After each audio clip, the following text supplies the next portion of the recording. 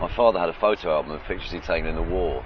I used to look at it a lot when I was a kid. There were some photographs of women that had collaborated with the Germans, and they'd shaved their heads publicly and then painted them. Those images fascinated me. I remember when I was at school, I was always interested in looking at photojournalism in Paris Match, that kind of thing. And I remember seeing the picture of the Buddhist monk that set himself on fire. That kind of image intrigued. Sometime after that, I met Chet Baker about a couple of years before he died, and I borrowed a camera from someone and took some pictures of Chet Baker in south of France. I never considered doing it for a living.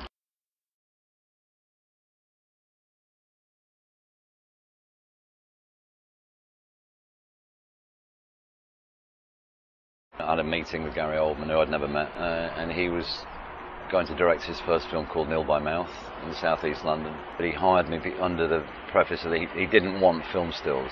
He referenced some books with me and the art director. We looked at some books and images together, and I kind of knew straight away what he wanted. And that was a great experience to work with him. And I'd worked for Eric Clapton prior to that, and Gary introduced me to Luc Besson, who I worked for the next 5 or 6 years on and off. I did the film called The Fifth Element. I mean, I think my experience of working on films is, I'm being paid to practice what I love doing. Oh, it depends. I mean, on Tinker Tailor, I got on really well with the DP, who's a very, very good DP, a Dutchman, and he showed me photography books that he liked, a guy called Steidl. So that was an influence.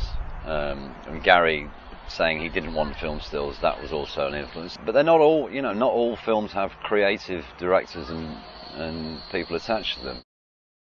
No, I just feel my way, and when it works, it's just like playing modern jazz or something, it just flows. Other times it doesn't.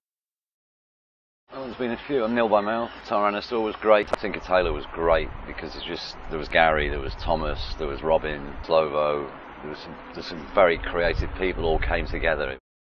I get on very well with actors. Go on with every director I've ever worked with, but it's kind of usually about that they kind of let me loose on it. They very quickly sort of latch on to sort of how I am, I suppose. So I'm not a normal stills photographer. No. In the old days, they'd just sort of sit under the camera and keep quiet. I don't work like that. Yeah, I go off and photograph whatever I see that looks interesting, and then I'm trying to do something different. And I think the projects that I've worked on deserve that.